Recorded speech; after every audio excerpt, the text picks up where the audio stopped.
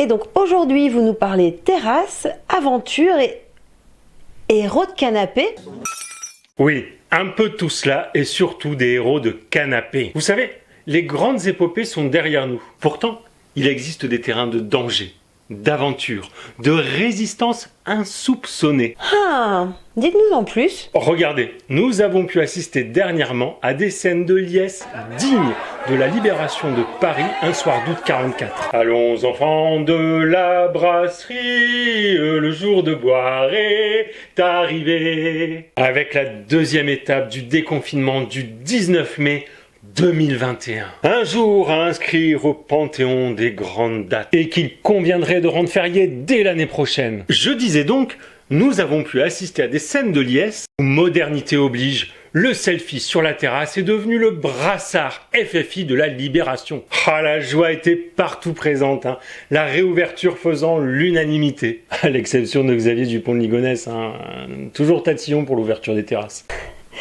Vous poussez le bouchon de vin un peu loin là. Revenons-en au sujet. Ok, mettons l'humour noir de côté et explorons un autre territoire d'aventuriers de canapé. En jouant à faire croire qu'on se fait peur avec la vaccination. C'est un sujet sérieux et d'importance pour la plupart d'entre nous.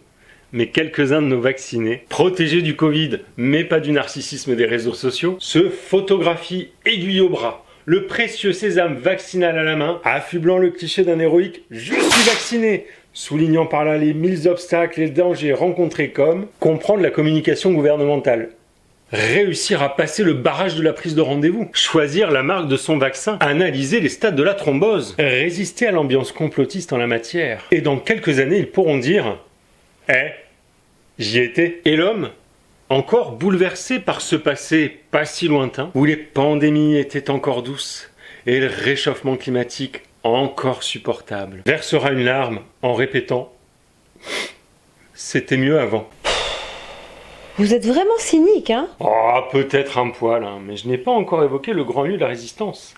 La vraie, pas celle qui fait sauter des ponts, pas celle qui vous met dans la rue pour protester. Non, la moderne, l'unique, la résistance par le partage et le trollage sur les réseaux sociaux, cachés derrière un pseudo, toujours prêt à bondir, super-héros sans cap, mais masquant leur adresse IP, quasi demi-dieu des temps modernes. En trollant jour et nuit, à coup sûr, hein, ils vont changer le monde. Bon, à part l'ironie, vous avez des solutions à proposer? C'est vrai, je pourrais proposer de s'engager dans des associations de quartier, de solidarité, ouvrir la porte à l'autre, sensibiliser, convaincre, pour vraiment changer le monde. Ah ben voilà, vous voyez quand vous voulez. Sûrement, mais je vais me contenter de faire des vidéos et les balancer sur les réseaux sociaux. Parce qu'au fond, je suis moi-même un héros de canapé. Ah mais combien je vous dois? C'est beaucoup trop cher. À l'époque où l'allemand avait envie de